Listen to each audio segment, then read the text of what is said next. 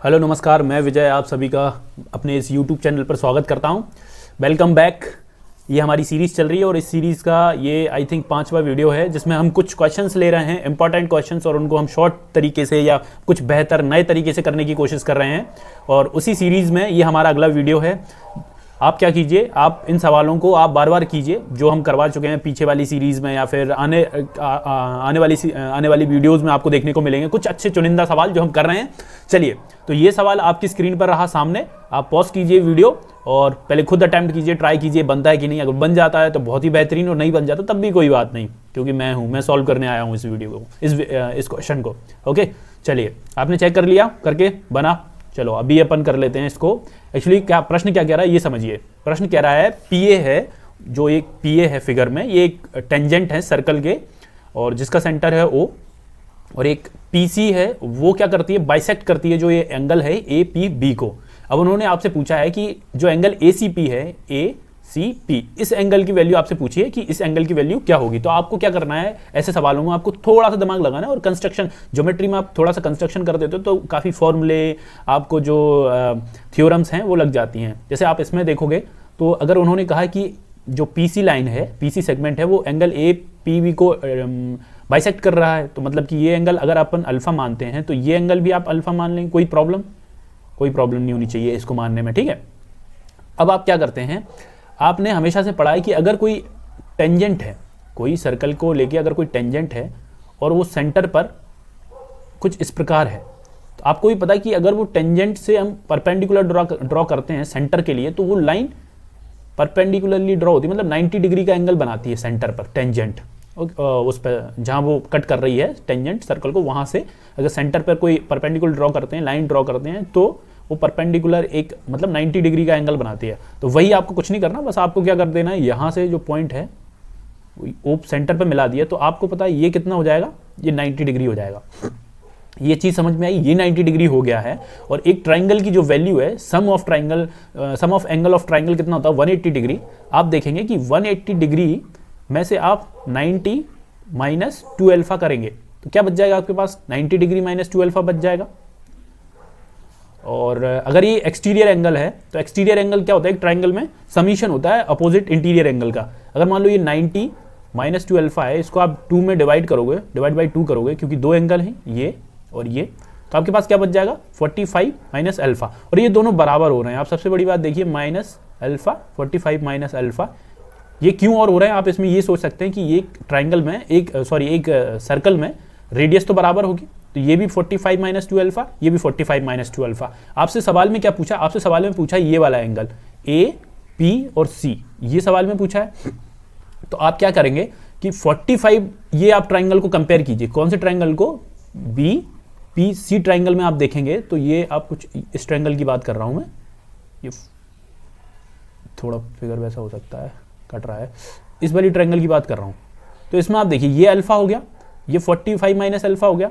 तो अब ये जो बाहर का एंगल है ये क्या है, एक्चुअली इन दोनों का इंटीरियर एंगल हो गया ये, और ये एक्सटीरियर एंगल है, ये क्या हो जाएगा, इंटीरियर एंगल के सम के बराबर हो जाएगा। तो 45 माइनस अल्फा प्लस अल्फा कितना हो रहा है, 45, अल्फा से अल्फा कट जाएगा, यही हमसे पूछा था। तो हमारा आंसर क्या हो जाएगा, 45।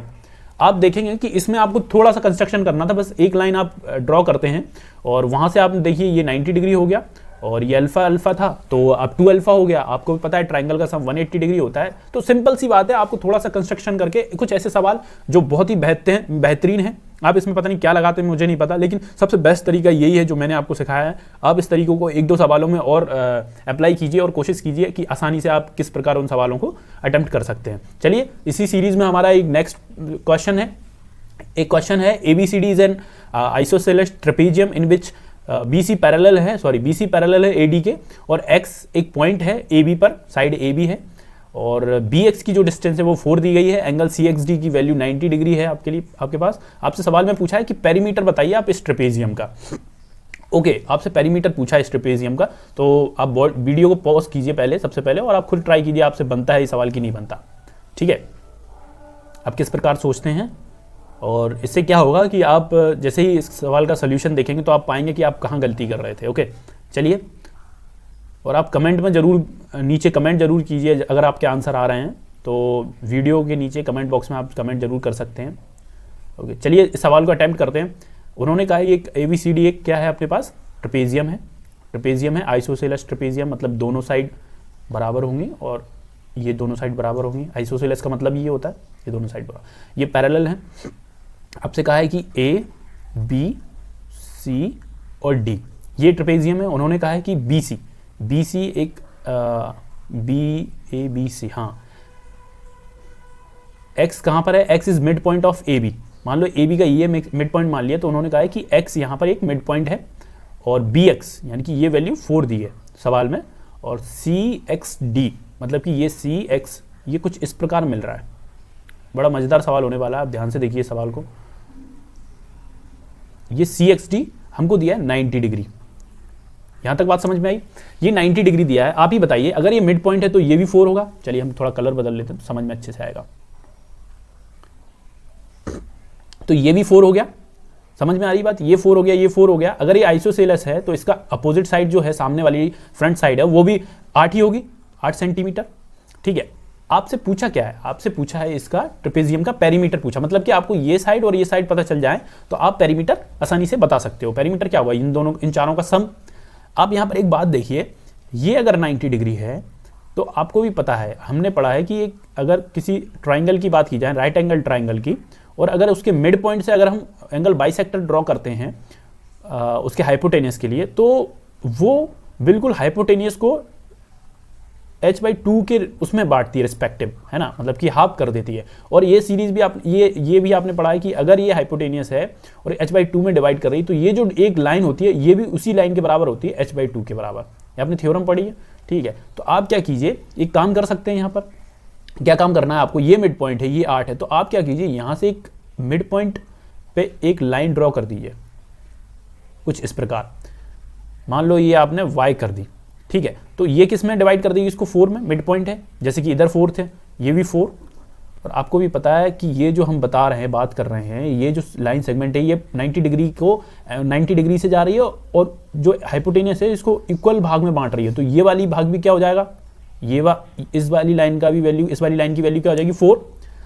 और आपको भी पता है कि अगर हम जैसे निकालते हैं, ये मिड पॉइंट थ्योरम आपने जो पढ़ी है, मिड पॉइंट थ्योरम कैसे निकालते हैं, मिड पॉइंट थ्योरम आप निकालते हो कि हाफ जो पैरेलल साइड्स होती हैं, जैसे इसमें क्या है AD प्लस BC और इक्वल टू आप बोलोगे XY, ऐसे ही निकालते हो आप, बिल्कुल इसी प्रकार, है ना। मिड पॉइंट थ्योरम यही कहती है ना, x मतलब कि अगर मिड पॉइंट थ्योरम यहाँ से XY मिड पॉइंट्स हैं दोनों साइड्स पे, तो आप इसकी लेंथ निकाल सकते हो इस फॉर्मूले से। ये आपने ट्रेपेजियम में फॉर्मूला पढ़ा होगा, तो ये बेसिक फॉर्मूला है एक्चुअली। अब मैं इसको ड्राइव करके तो नहीं बता सकता, क्योंकि हमारी सीरीज़ का मतलब ही है कि आप कुछ चीज़ें आपको याद होनी चाहिए, फॉर्मूले तो आपको याद करने ही होंगे।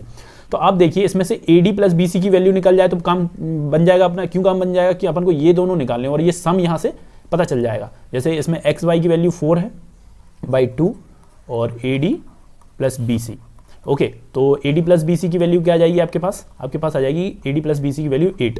मतलब कि आपके पास इसका पेरीमीटर क्या हो जाएगा, ये side AB side plus CD side और प्लस AD और BC। अब AD BC की वैल्यू हमें 8 पता है, इनकी वैल्यू 8 है, तो टोटल कर देंगे कितना होगा, 8 plus 8 plus 8 equal to 24। Then perimeter क्या हुआ, 24। तो this is the answer. Answer यहाँ मैच नहीं कर रहा, मेरे हिसाब से थोड़ा सा मिसप्रिंट हुआ है कुछ चीज़ें, सॉरी अगर आपसे ये हो नहीं पाया। तो इसमें आप इसको सही कर लीजिए, इसको ही 24 मान लीजिए, तो इसका पेरीमीटर होगा 24 सेंटीमीटर, यही करेक्ट आंसर है। ये शायद टाइपिंग मिस्टेक्स है, कुछ हो जाती हैं, तो वो आपको इग्नोर करना। बाकी तरीका यही है, आप किस प्रकार आसानी से ये सवाल कर सकते हैं। ये काफ़ी आया हुआ सवाल है, 1-2 बार लोग फंसते भी हैं इसमें, आपको बस थोड़ा सा दिमाग लगाना और थोड़े मॉडर्न तरीके से सोचना है। चलिए इसी सीरीज़ में अपना आगे का सवाल देख लेते हैं। हमारा आज का अगला सवाल है कि क्या दिया गया है सवाल में। आप वीडियो को पॉज कीजिए और पढ़िए, समझिए और कोशिश कीजिए करने की, सवाल आपसे बनता है कि नहीं। अगर मैं इस सवाल को करूँगा तो कैसे करूँगा कि the side BC of right angle triangle ABC equal to, मतलब कि जो ट्राइंगल ABC की बात कर रहे हैं वो कुछ इस प्रकार है, कुछ इस प्रकार आप ले लीजिए। इसको थोड़ा बड़ा बना लेते हैं, फिगर ज़्यादा सही रहेगा। कुछ ऐसा है, ये फिगर कुछ ऐसा ले लेते हैं। ये राइट एंगल ट्राइंगल है, इतनी बात क्लियर है। और उन्होंने कहा है कि एंगल B पर 90 डिग्री है, मतलब कि इसको आप A मान लीजिए, इसको B और इसको C। अब सवाल कह रहा है कि BC जो साइड है वो 4 इक्वल पार्ट में बटी हुई है PQR के वजह से। मान लो P पॉइंट ये है, Q ये है और R ये है, तो 4 साइड हो गई, 1 2 3 4, 4 पार्ट्स में बट गई है PQR। ठीक है, अब आप एक बात बताइए, आपसे सवाल में पूछा है कि n की वैल्यू क्या है। ये कुछ इक्वेशन बनाई है इनने यहाँ से इस प्रकार, जैसे कि मान लो ये इन लाइंस को आप जोड़ देंगे तो सवाल इन लाइंस के ऊपर है कि इनकी पहले लेंथ निकालनी है आपको और उसका आंसर बताना है। तो मैं सजेस्ट करूंगा आप इसमें हर ट्राइंगल में आप पाइथागोरस लगाओगे, उससे अच्छा क्या है, बहुत लंबा हो जाएगा और वो एक टिपिकल सी इक्वेशन बन जाएगी। इससे अच्छा है आप क्या कीजिए, मैंने आपको पॉइंट शिफ्टिंग सिखाई है, मैंने आपको पॉइंट की शिफ्टिंग सिखाई है ज्योमेट्री में, और आप उसका यहाँ बेहतरीन प्रयोग कर सकते हैं। जैसे मान लो कि आप यहाँ पॉइंट शिफ्ट कर देते हैं कि ए को अगर बी पे कर दें हम, तो ये मान लो 1 था, ये भी 1 पार्ट है, ये भी 1 पार्ट है, 1 पार्ट 4 इक्वल पार्ट में डिवाइड किया था, तो मान लो ये यहाँ तक 1 हो जाएगा, और अगर हम यहाँ तक की बात करें तो ये टोटल 2 हो जाएगा, और ये पूरी इधर तक की बात करें यहाँ तक की तो 1 + 1 + 1 ये 3 हो जाएगा, और आखिरी तक की बात करें तो ये पूरा 4 हो जाएगा। ठीक है, ये बात आपको समझ में आई। चलिए, आप मान लो अगर ए को आप पॉइंट बी पे शिफ्ट कर देते हैं कुछ इस प्रकार आप बी पे पॉइंट शिफ्ट कर देते हैं, तो क्या होगा, ये आपका बी, क्योंकि देखो हाइट है, ट्राइंगल का एरिया तो बराबर ही रहने वाला है, हाइट तो सब ट्राइंगल्स के लिए सेम है, तो हाइट का कोई फर्क पड़ना नहीं है। जो भी ट्राइंगल्स, जैसे मान लो ये ABP या फिर ABQ की अगर हम कंपैरिजन करें तो वो बेस पे डिपेंड रहेगा उसका एरिया, तो आप हाइट को, सबके लिए हाइट सेम है तो हाइट को आप यहाँ शिफ्ट कर सकते हैं। अब आप देखिए, आप बिल्कुल आसान बन जाएगा आपका सवाल। जिस प्रकार अगर मान लो ये A यहाँ आ गया तो AP की वैल्यू क्या हो जाएगी आपके लिए, AP की वैल्यू क्या हो जाएगी 1, क्योंकि A इधर आ गया, P यहाँ है, तो 1 वैल्यू हो गई AP की। अब आपसे पूछा है उसका स्क्वायर, तो 1 का स्क्वायर, और फिर सवाल में आपको दिया है कि AQ, मतलब AQ ये 2 है AQ की वैल्यू, और AQ का स्क्वायर बोला है इन्होंने, तो 2 का स्क्वायर 4 हो जाएगा, है ना, 2 का स्क्वायर 4 हो जाएगा। अब आपसे बोला है AR की वैल्यू क्या है, इक्वल टू 3 है, और AR का भी इन्होंने स्क्वायर बोला है, तो AR का स्क्वायर इक्वल टू 3 का स्क्वायर कितना हो जाएगा 9। अब आपसे सवाल में दिया है कि ये किसके बराबर है, ये 3AC के बराबर है। अब A और C कितना हो रहा है, टोटल 4 हो रहा है, और 4 का स्क्वायर भी बोला है इन्होंने, मतलब कि 3AC स्क्वायर बोला था, तो 3 × 16, सॉरी इधर करना है, तो ये आपके पास 3AC स्क्वायर और प्लस में आपको दिया 17NBC स्क्वायर। चलिए अब नीचे देखिए, अब 3AC क्या है अपना 4 का स्क्वायर क्या हो जाएगा 16, और प्लस में क्या है 17, और n आप n छोड़ दीजिए क्योंकि n की वैल्यू हमें पता करनी है, और BC की वैल्यू क्या है, यहाँ B यहाँ पर आ गया था, B यहाँ पर ऑलरेडी था, तो BC भी 4 हो जाएगा, तो मतलब कि BC भी कितना हो जाएगा, BC का स्क्वायर 16 हो गया BC का स्क्वायर। अब आप इसको सॉल्व कर दीजिए, 9 + 1 10 और इक्वल टू ये 14 किसके बराबर आ जाएगा, एक मिनट, ये 14 किसके बराबर आ जाएगा, 14 आ जाएगा आपका 16 3 = 48 प्लस 17 and 16 का आप इसको अगर इधर ले जाएंगे तो माइनस करेंगे, 14 को 48 में से माइनस करेंगे तो आपके पास माइनस में कितना बच जाएगा 34, आई थिंक 34 है ना, नहीं 4 12, हाँ आपके पास 34 बच जाएगा माइनस में। और अगर आप 17 को नीचे लाते हो यहाँ, ये कितना बच जाएगा आपके पास 16n स्क्वायर, सॉरी 16 बच जाएगा, 16n बच जाएगा, और इस 16 को आप इधर लाओगे तो आपके पास क्या हो जाएगा, ये तो ये 17 से 34 कट जाएगा, तो आपके पास बच जाएगा -2/16, और जो किसके बराबर है n के, इसको और आप काटोगे तो ये बच जाएगा 1/-8, और यही n की वैल्यू हमसे पूछी गई थी। तो -1/8 जिस किसी का भी आंसर आया है तो वो आंसर बिल्कुल सही है। और इस प्रकार के सवाल आपको निरंतर करने होंगे क्योंकि ये सवाल आ रहे हैं, बहुत फ्रिक्वेंटली आ रहे हैं। आप इसमें पता नहीं क्या क्या लगाते रहते हो, हाइपोटेन्यूस निकालोगे अलग अलग केस में, फिर उनको इक्वेट करोगे, हाइट इक्वेट करोगे, है ना, तो उसमें एक टिपिकल सी इक्वेशन आपके सामने आएगी। इससे बेहतरीन तरीका आपको नहीं मिलेगा। ये शिफ्टिंग वाला तरीका जो मैंने अलग अलग सवालों में उपयोग किया है वो आप यहाँ भी यूज़ कर सकते हो। चलिए, और इसी सीरीज़ में आपको मज़ा आ रहा है तो आप अपने हिसाब से देख लीजिए, शेयर कर दीजिए अगर कर सकते हो, अगर ये सीरीज़ काफ़ी लोगों को फ़ायदा पहुँचा सकती है। ठीक है, और चलो बातें कम करते हैं, हम अपना चौथा सवाल देखते हैं आज का। आज का चौथा सवाल है कि ABCD एक स्क्वायर है, उसकी साइड 4 सेंटीमीटर है और M is the mid point of AB। मतलब कि ए बी साइड पर एम उसका मिड पॉइंट है। P is a point on side B C, P एक पॉइंट है जिसके बारे में ये नहीं बोला कि वो मिड पॉइंट है या फिर क्या है, उसकी लेंथ भी नहीं दी गई है, बी सी पर एक पॉइंट है पी। अब आपसे मिनिमम वैल्यू पूछिए D P plus P M. आशा करता हूँ कि आपको चीज़ें समझ में आ रही होंगी, और समझ में नहीं भी आ रही तो आप कोशिश कीजिए जो मैं यहाँ सिखा रहा हूँ वो आप सीखने की कोशिश कीजिए। चलिए इस सवाल को करें, आप अपने तरीके से कर सकते हैं पहले, और अगर आप अपने तरीके से आंसर ला लेते तो बहुत अच्छी बात है, नहीं आता है तो भी कोई बात नहीं, क्योंकि ये वो सवाल हैं जो ज़्यादातर बच्चों से नहीं बनते पहली बार अगर उनको देखता है, इसलिए ज़रूरी है कि आप इन सारे सवालों को देखें एक बार बनाएं। इसको फिगर को थोड़ा ध्यान से बनाना है अपन को, कि इसको अगर हम ऐसे बनाएं कि मान लो ये ए बी और सी और डी, ठीक है। अब ए बी का मिड पॉइंट उन्होंने एम दे दिया है हमें, और एक पॉइंट दे दिया पी, कहाँ दिया है वो पी साइड बी सी पर दे दिया एक पॉइंट पी। और आपसे सवाल में पूछा है कि जो डी पी है, अगर उसको डी पी और पी एम की है जो मिनिमम वैल्यू आपको बतानी है, थोड़ी डायग्राम वैसा बन सकता है, तो ज़्यादा परेशान मत होइए, इस चीज़ों को समझने की कोशिश कीजिए। चलिए आपसे डी पी और प्लस पी एम की वैल्यू आपको पूछिए। आप एक बात बताइए मुझे, मान लो कि ये 4 था, दिया था दिया था सवाल में हमें, ये इसकी वैल्यू कितनी है 4। अगर ये 4 है तो ये 2 होना चाहिए क्योंकि मिड पॉइंट है, ये भी 2 होगा, मिड पॉइंट है। अब आप एक बात बताइए, अगर इस ट्रायंगल को हम कुछ इस प्रकार शिफ्ट कर दें इधर, जैसे हम शिफ्टिंग मेथड यूज़ कर रहे हैं उसी का यहाँ यूज़ करेंगे हम। अगर इस ट्रायंगल को जो पी एम बी है, इसको अगर आप इधर शिफ्ट कर दें तो कोई चेंज आया? कोई शिफ्ट चेंज नहीं आएगा, क्योंकि इसको भी 2 दे देंगे हम, ये साइड सेम है, ये एंगल सेम है। अब लो आंसर बिल्कुल सवाल बिल्कुल आसान हो गया। कैसे आसान हो गया? आप ट्राइंगल यहाँ मान लो एम डैश दे देते हैं इसको, ठीक है, एम डैश। आप ट्राइंगल कंपेयर कीजिए डी एम डैश ए, इस ट्रायंगल में आप देखिए तो ये राइट एंगल ट्रायंगल बन रहा है कुछ इस प्रकार। कैसे? ये वैल्यू 4 है और इनको ऐड कीजिए 2 + 2 + 2 6। ओके, आपसे हाइपोटेनस पूछा है, आप इसकी हाइपोटेनस आसानी से निकाल दोगे। कैसे निकालोगे? 16 + 36, कितना आंसर आ जाएगा? 42 √52। √52 यही सवाल में पूछा था, यही पूछा था ना, ये और इसका सम। और इसको हमने क्या किया, इधर बस कुछ नहीं किया, शिफ्ट कर दिया, आंसर आ गया। चलिए √52 को अगर आप सॉल्व करोगे तो क्या जाएगा? 2 2 ज़ा 4, सॉरी ये 4 नहीं होगा, आप सॉल्व करो, 2 2 ज़ा 4, 2 बाहर आएगा तो 2√13। 2√13 किसकी वैल्यू हो गई?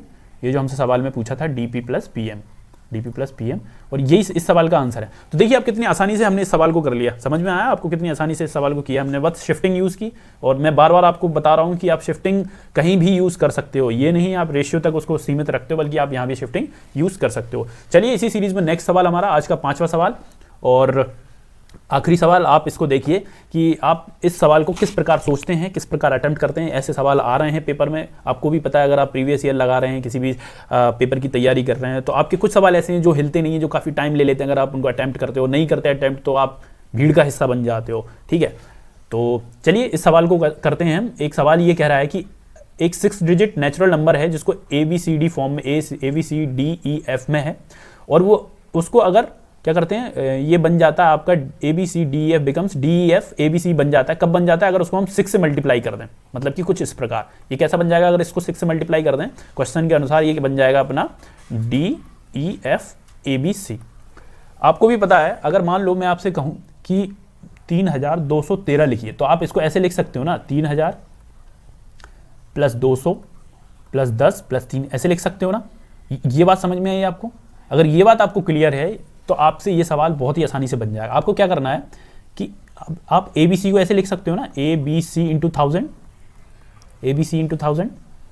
आप इसको DEF छोड़ सकते हो, और बराबर में आप क्या करेंगे? बराबर में आप करेंगे ये 6 मल्टीप्लाई में आप ऐसे कर दीजिए, ये लीजिए 6 इधर है, और अब इस DEF को आप अगली बार ऐसे लिख सकते हैं, DEF × 1000 और प्लस ABC। यहाँ तक बात क्लियर है? चलिए अब कुछ नहीं है, आपको बस सिर्फ मल्टीप्लाई और माइनस करना है, तो देख लीजिए कितनी आसानी से आप इस चीज़ को कर पाएंगे। जैसे आप देखोगे ये कितना हो गया, 6000 हो जाएगा यहाँ ABC, 6000 ABC, उसमें से आपको एक ABC माइनस करना है, ये इधर आएगा ना तो माइनस हो जाएगा। ये कितना बन जाएगा आपके पास? 5999 ABC। और इसी प्रकार आप DEF को इधर ले जाओगे तो ये 6 मल्टीप्लाई DEF में भी होगा। ये बात क्लियर है?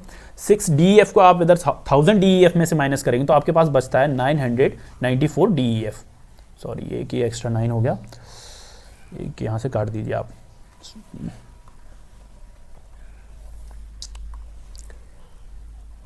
ये 994 DEF आपके सामने आ गया। अब आपसे आप देखिए ABC और DEF का रेशियो निकाल दीजिए, क्या आ जाएगा 994 अपॉन 5999। अगर आप इसको कट करेंगे तो आपके पास क्या मिलता है आपको, आप इसको कट कर सकते हैं 9 दूनी 18 4 22 और 29 7, ये 3 से नहीं कटेगा, 2 से नहीं कटेगा, 4 से 5 से नहीं कटेगा, ठीक है, 6 से नहीं कटेगा, 7 से कट जाना चाहिए इसको। जैसे 7 से अगर हम इसको काटें तो कितना जाएगा 142, कैलकुलेशन आप खुद कर लीजिए, 142857 ऐसा कुछ आपके पास आ जाएगा। तो इससे आगे आप इसको और रिड्यूस नहीं कर सकते। तो मतलब कि क्या हुआ कि आप इधर देखिए, इधर थोड़ा जगह कम बची है, मैं इसको कुछ मिटा देता हूँ तो आपको ज़्यादा अच्छे से चीज़ें समझ में आ पाएंगी, जगह आ जाएगी। अपने पास रेशियो क्या आ गया, ABC और DEF का रेशियो क्या आ गया अपने पास आ गया 142 और 857। अब ये फर्दर कट नहीं रहा है, मतलब कि ये रेशियो और नहीं छोटा हो सकता। तो आप क्या करोगे, ये वैल्यू आपसे पूछा क्या था कि find the sum of its digits if they are distinct. ये सब अलग अलग हैं, डिस्टिंक्ट है, मतलब समझ रहे हो ना बात को, 1 अलग है 4 अलग है। तो आपको कुछ नहीं पूछा था, आपसे बस इनका समीशन पूछा था। आप इन डिजिट्स को सम कर दीजिए, 1 + 4 + 2 + 8 + 5 + 7। अगर इनको आप सम करेंगे तो 5 7 12, 12 और 8 20, 20 और 2 22, 24 नहीं 22 4 26, 1 27। तो इसका आंसर 27 ऑप्शन में है, हाँ है, ये रहा 27। तो अगर आपका आंसर 27 आया तो बिल्कुल सही है। बस आपको तरीका बताना चाह रहा था मैं कि किस प्रकार आप आसानी से इनको तोड़ के बेसिक कंसेप्ट यूज़ करके आप इन सवालों को आसानी से कर सकते हैं। आप फर्दर ज़्यादा दिमाग लगाएंगे इन सवालों में तो काफ़ी टाइम कंज्यूमिंग हो जाते हैं। चलिए, अगर आपको ये सीरीज़ पसंद आ रही है तो देखते रहिए, बने रहिए, इन चीज़ों को सीखिए और साथ में। और पेपर ऐसे ही निकलता है, मेहनत करने से। आप पेपर को, मतलब ऐसा नहीं है कि आप बिल्कुल कम मेहनत नहीं कर रहे हैं या फिर बस बहाना बना रहे हैं किसी भी प्रकार का, तो ऐसे आप पेपर क्वालिफाई नहीं कर सकते। कुछ चीज़ें जो आपको सीखनी ही होंगी और ये सीरीज़ उनमें से एक है। ये क्वेश्चंस आपको करने ही होंगे अगर आप पेपर क्लियर करना चाहते हैं, नौकरी पाते हैं। चलिए, अगर आपको वीडियो पसंद आ रहा है तो लाइक वाइक कर सकते हैं, नहीं करना तो मत कीजिए। हर बार की तरह वही कहना, अगर आपको पसंद आए तभी करिए, है ना। बाकी ठीक है, पढ़ते रहिए, अच्छे स्वास्थ्य का ध्यान रखिए और सलामत रहिए। चलिए, धन्यवाद।